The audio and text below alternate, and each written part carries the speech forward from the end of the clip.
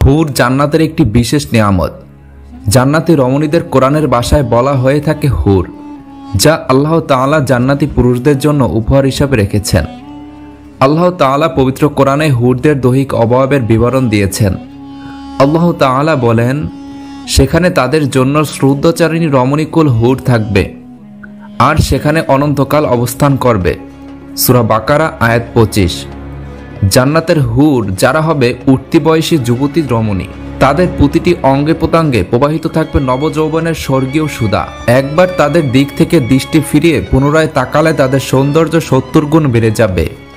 তাদের গাল হবে গোলাপ ও আপেলের মতো লাল মিশ্রিত সাদা বর্ণের। গলায় পরানো থাকবে মণি মুক্তার অলঙ্কার। তাদের চেহারা সূর্যের মতো উজ্জ্বল চকচকে হবে। তারা যখন হাসবে তখন তাদের মুখমণ্ডল থেকে বিজলির মতো আলোর চমক বের হতে থাকবে। জান্নাতবাসী তাদের চেহারায় নিজের চেহারা দেখতে পাবে, যেমন আয়নায় নিজের ছবি দেখতে পাওয়া যায়। জান্নাতি পুরুষরা জান্নাতি হুরদের নিয়ে খুব সুখ শান্তিতে বসবাস করবে। তাদের যৌবন কোনোদিন শেষ হবে না। রাসূল করিম সাল্লাল্লাহু আলাইহি ওয়াসাল্লাম বলেন, জান্নাতীদের শরীরে কোনো লোম থাকবে না, দাড়ি গোঁফ থাকবে না এবং চোখে সুরমা লাগানো থাকবে। কখনো তাদের যৌবন শেষ হবে না, জামাও পুরনো হবে না। তিরমিজি। জান্নাতের হুর হবে চিরকুমারী ও সমবয়সের প্রেম ও সোহাগিনী। জান্নাতের একজন হুর যদি দুনিয়ায় একবার দৃষ্টি দিত, তাহলে আকাশ ও জমিনের মধ্যবর্তী স্থান সুবাসে ভরে যেত। পূর্ব ও পশ্চিম প্রান্তকে তথা সমগ্র পৃথিবীটাকে সুসজ্জিত করে দিত। প্রতিটি চোখ সব জিনিস থেকে দৃষ্টি ফিরিয়ে তার দিকে চেয়ে থাকত এবং সৃষ্টিকুল আল্লাহর প্রশংসা ও বরত্ব বর্ণনা করত। জান্নাতি হুরের মাথায় একটি ওড়নার মূল্য দুনিয়া ও তার মধ্যবর্তী সব বস্তু থেকেও বেশি হবে। জান্নাতি পুরুষেরা যখনই তাদের দিকে তাকাবে, আনন্দে মন ভরে যাবে। যখন কথা বলবে, ছন্দময় মিষ্টি কথা দ্বারা হৃদয় ভরে দেবে। জান্নাতের রুমসমূহে যখন তারা ঘোরাফেরা করবে, তখন তাদের আলোতে রুমগুলো আলোময় হয়ে যাবে।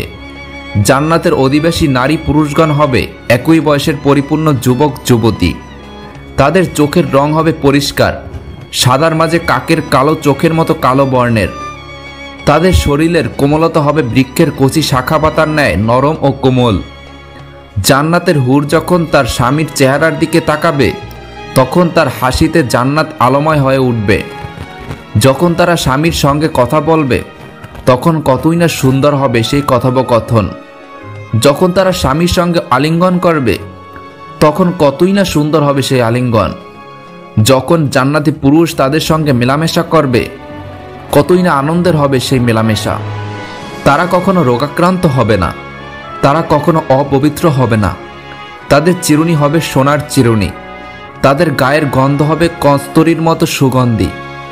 জান্নাতের হুরগণ এক জায়গায় সমবেত হয়ে উচ্চ আওয়াজে এমন সুন্দর সুরে গান গাইবে, সৃষ্টিজীব অনুরূপ সুর কখনো শুনতে পায়নি। রাসূল করিম সাল্লাল্লাহু আলাইহি ওয়াসাল্লাম আরও ইরশাদ করেন, জান্নাতে হুরদের সমবেত হওয়ার একটি জায়গা রয়েছে।